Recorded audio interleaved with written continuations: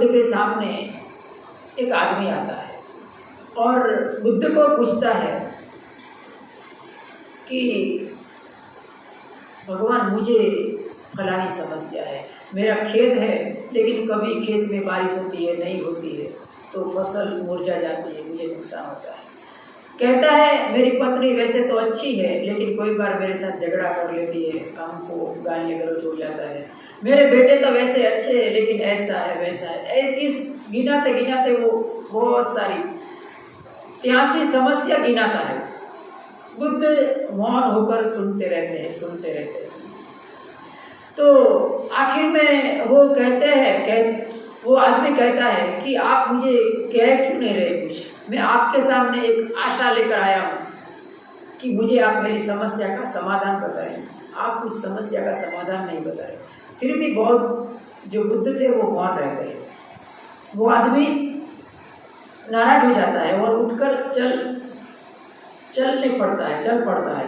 तो चलते चलते वो बोलता है कि क्या कैसा है, मैं इतने दूर से आया, मुझे लगता था कि मेरी इतनी सारी समस्या है तो आप मेरी समस्या का समाधान देंगे और आपने कुछ नहीं किया। ऐसे बड़बड़ करता हो जा रहा। बुद्ध उस वक्त उसको रोकते हैं कि रुक जाओ, ठहर जाओ, ये समस्या का समाधान मेरे पास है।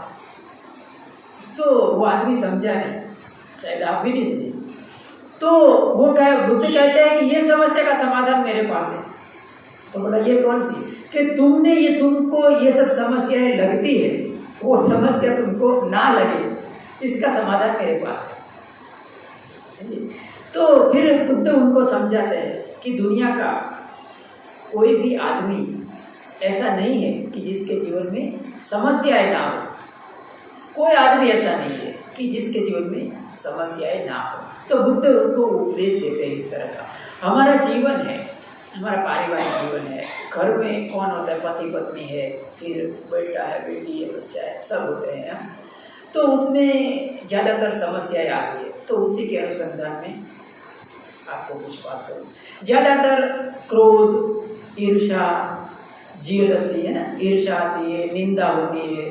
जनरेशन गैप माने पीढ़ी का जो अंतराल होता है ना, ये बच्चा है, अभी देखो ये बच्चा है तो उनकी पीढ़ी है, वो नई पीढ़ी है, बराबर उनके माता पिता है, उसकी पुरानी पीढ़ी है। तो दोनों में एक प्रकार का खींचतान पैदा होता है, उसको कहते हैं जनरेशन गैप, उसको कहते हैं पीढ़ी का अंतराल। उसके कारण समस्या पैदा होती है। पति पत्नी के कारण में महिलाओं की अपनी व्यक्तिगत समस्या होती है, पुरुष की अपनी व्यक्तिगत समस्या होती है।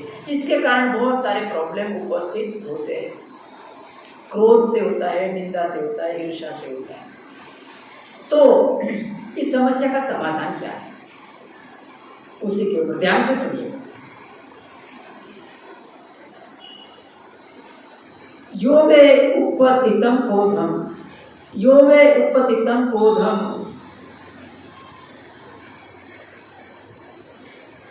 तमहं सारथी ब्रूमि रश्मि गाहो इतरो जन।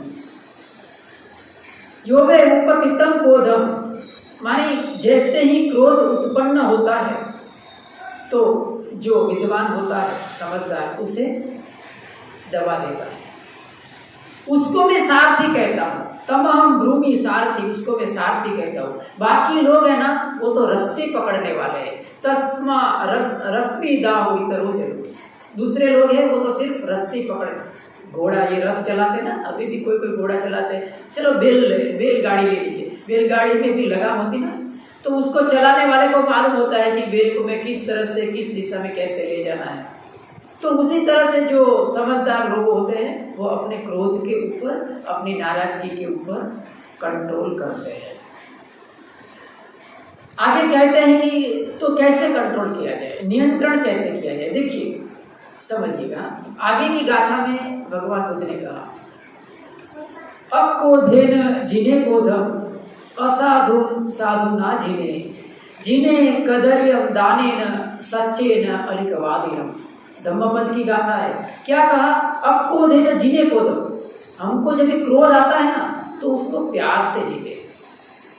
देखिए हर एक इंसान में खामी होती है लेकिन खूबी भी होती है ना। हर एक इंसान में खामी होती है, खूबी भी होती है। हर एक इंसान में गुण होते हैं तो अवगुण भी होते हैं। हर एक इंसान में साधु होता है, शैतान भी होता है।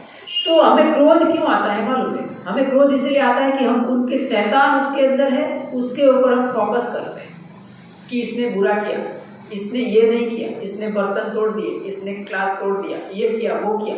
तो इसके कारण हमें क्रोध आता है, और फिर क्रोध आता है तो हम उसमें बह जाते हैं, उसका गुण हमें दिखाई नहीं देता है।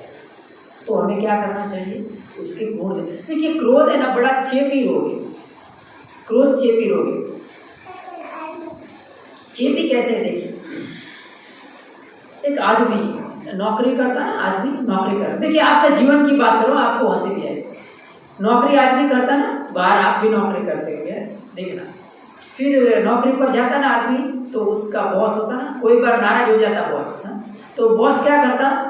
उसको डांटता है, उसको फायरिंग करता है, उसको अनप शनप बोल देता है। तो अभी बॉस के सामने बेचारा कर्मचारी कुछ बोल नहीं पाता, कुछ बोले वो ऐसे एकदम मुआन होकर सुन लेता है, लेकिन उसका गुस्सा अंदर धधकता रहता है। बोला क्या करूँ क्या? फिर घर आता है, घर आके उसकी बीवी होगी ना, उसके ऊपर वो गुस्सा निकालेगा। तो देखना, ये हकीकत है। देखना, वो उसका पत्नी होगी ना, उसके ऊपर तड़फड़ करेगा, उसके फायरिंग करेगा, उसको अनप शनप बोलेगा। और वो बेचारी पत्नी अभी क्या, उनको समझ में नहीं आता, वो बोला अपने वो स्वाद तो कुछ नहीं बोलती, वो सब सहन कर लेती, लेकिन उसके भीतर भी गुस्सा धधकता है, वो निकलने का कोई मार्ग नहीं। फिर वो क्या करती बोलो? वो गुस्सा बच्चे पर निकालती। वो बच्चा, अभी बच्चे कुछ समझ में जाए, बच्चे छोटे छोटे हैं, खेलते हैं, तो उसके ऊपर गुस्सा निकाल दी, तुझे ये समझ में नहीं आता, तुझे ये खिलौना ला दिया, इतना है वो हुआ, उसको मार भी देती। अभी उनका गुस्सा घूमते घूमते बॉस के ऊपर इधर आ गया, बराबर। वो बच्चे को पीटती है, मारती है, गाली गलौज करती है, उसको मालूम ही नहीं है कि क्या कर रही है। अभी बच्चा बेचारा क्या करेगा? उसको मम्मी के सामने कुछ बोल नहीं सकता, उसको कुछ बोलेगा तो और डांट पड़ेगी, मार पड़ेगी। तो बच्चा क्या करता है मालूम? उसका गुस्सा खिलौने ऊपर निकलता है। वो बच्चा जोर से खिलौना पटकेगा धड़ाम से, और खिलौना तोड़ देगा, खिलौना मर जाएगा। हैं? हम सब खिलौने हैं। खिलौना क्यों मर गया मालूम? क्योंकि उसका गुस्सा निकला नहीं, उसको गुस्सा निकलने का कोई मार्ग नहीं था, खिलौना मर गया। हम सब खिलौने हैं। तो ये एक चेपी रोग है, गुस्सा। तो जैसे ही गुस्सा आया तो अंदर से देखिए, सांस देखिए, अपना जो सांस का आता है जाता है उसको देखिए। एक दिन मैंने आपको शायद बात कहा था, किस तरह से गुस्सा चेपी रोग है। एक बार अकबर और बीरबल का दरबार भरा था, तो उसमें राजा हमेशा कैसे तरंगी होते हैं, राजा तरंगी होते, उसके मन में कुछ भी तरंग उठा और फटाक से वो अमल कर देते। उसको ये नहीं मालूम होता कि उसके आफ्टर शॉक्स, उसकी प्रतिक्रियाएं क्या होगी। तो अचानक अकबर के मन में क्या सूझा, तो पास में बीरबल खड़ा था ना, उसको सटाक से एक चाटा मार दिया। अभी बेचारा बीरबल हक्का बक्का रह गया कि वो क्या गया, ये जामना को ये सडनली मुझे चाटा क्यों मार दिया। तो बीरबल इधर उधर देख ले, वो क्या करे, जामना अकबर को कुछ कह नहीं सकता। तो उसने क्या किया, पास में एक दरबारी खड़ा था, उसको जोर से चाटा लगाया। अभी वो पास वाला दरबारी खड़ा था, उसको समझ में नहीं आया कि ये बीरबल को क्या हो गया, सडनली पागल हो गया क्या। अभी वो दरबारी था, वो भी सयाना था, बोला साला मुझे अभी मारा, मेरा आबरू है, इज्जत। तो उसने क्या किया, उसके पास वाले दरबारी था, उसको चाटा मारा। तो अभी पास वाला जो था, उसके पास वाला वो बुद्धू था, उसको समझ में नहीं आया। उसको लगा कि चला ये तो अपने सम्राट है ना, उन्होंने कुछ तो गेम शुरू किया है, बोला कुछ तो रमत शुरू हुआ है, कुछ खेल शुरू हुआ है। तो उसने क्या किया, उसने पास वाले आदमी को मारा चाटा। तो अभी ये सब चल पड़ा चाटा। एक चाटा है ना, पूरे दरबार पे घूम रहे हैं, सटासट सटासट सब एक दूसरे को चाटा मार रहे हैं। कोई किसी को पूछता नहीं है, कोई पूछेगा तो बोले आगे चलना, चाटा मार रहे हैं सब एक दूसरे को। चाटा है ना, घूमते घूमते बाहर निकल गया, गांव में फिरने लगा चाटा। शाम हो गया, चाटा घूमता है, कोई किसी को पूछता नहीं है, बोला चुपचाप चाटा दूसरे को मारो और आगे बढ़ाओ। शाम हो गई, रात होने को है, अभी जैसे ही अकबर अपने शयन कक्ष में आते हैं, शयन कक्ष में आते हैं, दूसरी तरफ से उसकी बेगम आती है। बेगम आकर एक अकबर को पटाख से एक चांटा लगा देती है। वो समझ नहीं पाया अकबर को, एकदम घबरा गई थी, हो क्या गया बेगम को। तो बेगम अपना एकदम निर्दोषता से कहती है, उनको भी पता नहीं था कि हो क्या रहा है। तो बेगम एकदम अपनी चेहरा एकदम मासूम बनाकर कहती है कि जहाँ अपना आपने तो ये एक खेल शुरू किया था दरबार में, ये खेल पूरे गांव में चल रहा है, ये घूमता घूमता इधर आ गया तो मैंने भी आपको मार दिया। तो इसको कहते हैं क्रोध, चेपी हो, उसको कहते हैं कर्म का फल। देखिए कर्म का फल कैसे घूमते घूमते घूमते उनके पास आ गया ना। हमारे जीवन में यही होता है। हमारे जीवन में क्या होता है, हम अब को दिन जीने को दम नहीं जानते। जब भी आपके जीवन में किसी के प्रति क्रोध आए, किसी के प्रति द्वेष आए, नफरत आए, तो क्या करना मालूम है, उसके प्यार को, उसके गुण को देखना, उसके गुण को देखना। उसके गुण को देखेंगे ना तो आपका क्रोध शांत हो जाएगा। सांस आता है जाता है, उनको देखना। देखिए क्रोध हकीकत क्या है, समस्या नहीं होता है, समस्या हमारे मगज में होता है, हमारे मन में होता है। तो जैसे ही कोई आपसे आपका काम नहीं करते हैं, आपके कहा नहीं करते हैं, तो समझिए आपका अहंकार खड़ा हो जाता है। अरे इसने मेरा काम नहीं किया, मैंने ये बताया नहीं किया, ये मेरा पति ऐसा करता है, मेरा सुनता नहीं। कोई समस्या नहीं, समस्या हमारे भीतर होता है। तो हमें क्या करना, सांस देखना, थोड़ा सांस आता है जाता है, और उनका गुण देखना कि देखो मेरा भले कैसा भी हो मेरा बच्चा है, लेकिन मेरा काम कुछ कर देता है। उनके गुण देखने की कोशिश करेंगे ना तो आपका अब को देना जीने को दो। भगवान बुद्ध के शासन में एक उत्तरा करके एक लड़की थी, उसकी शादी हो जाती है। अभी उसकी शादी होती है ना तो वो बहुत भगवान बुद्ध के धर्म के प्रति उसको बहुत आदर सत्कार था, बहुत ही आदर सम्मान था भगवान बुद्ध के प्रति, उसको बहुत ही उनके धर्म के प्रति उसको श्रद्धा थी। तो उनको समय नहीं मिलता था, तो उसके पिता को कहती है कि मेरा पति है ना वो मेरे पीछे ही रहता है हमेशा, मुझे जाने नहीं देता है।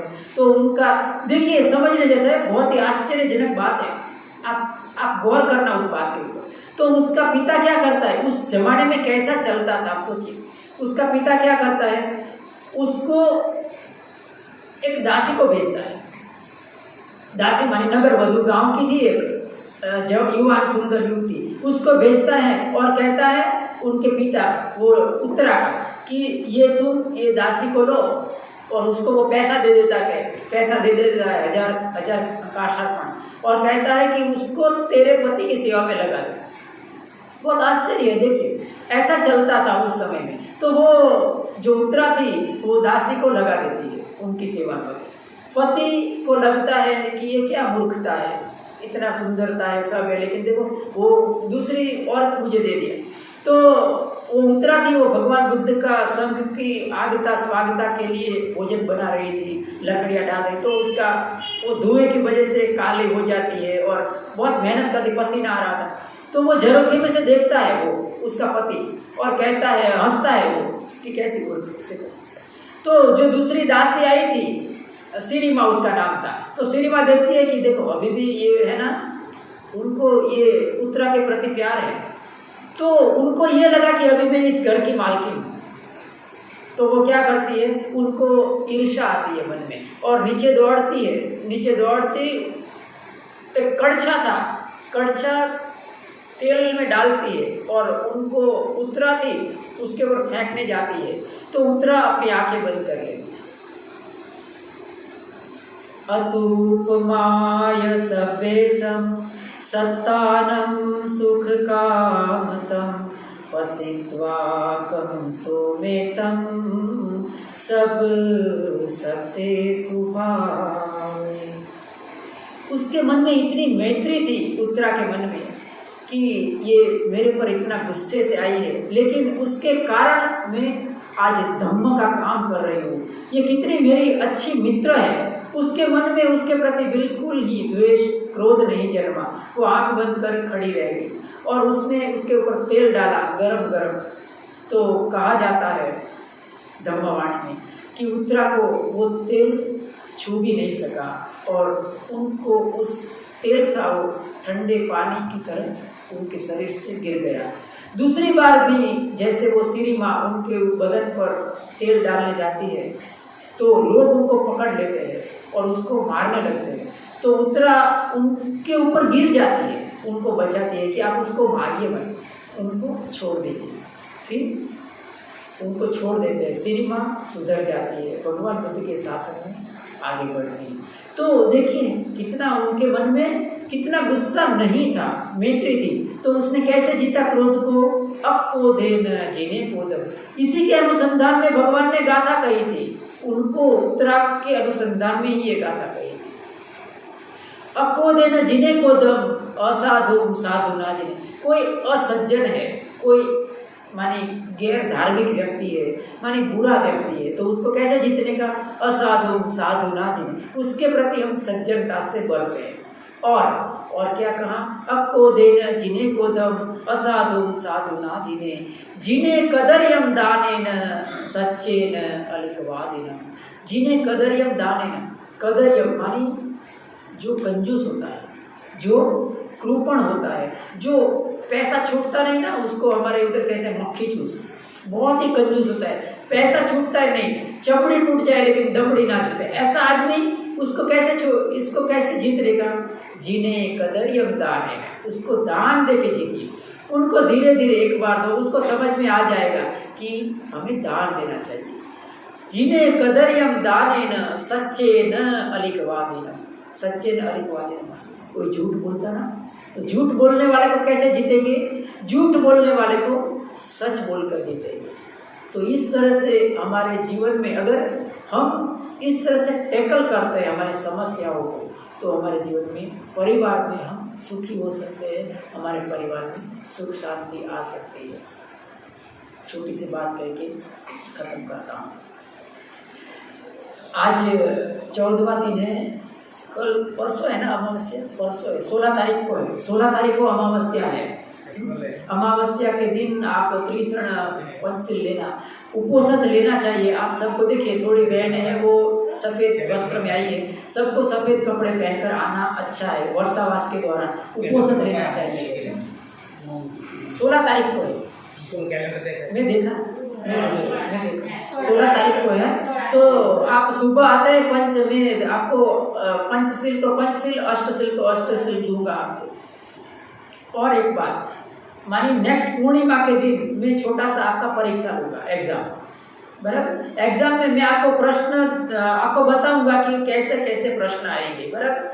तो उनका सिलेबस आपको दूंगा कि ऐसा ऐसा मैं प्रश्न कर सकूँ, बहुत सिंपल होगा। और आपको लिखना विखना कुछ नहीं है, बराबर ना। लिखना आपको आता है तो भी ठीक है, पढ़ना आता है तो भी ठीक है, नहीं आता है तो भी ठीक है।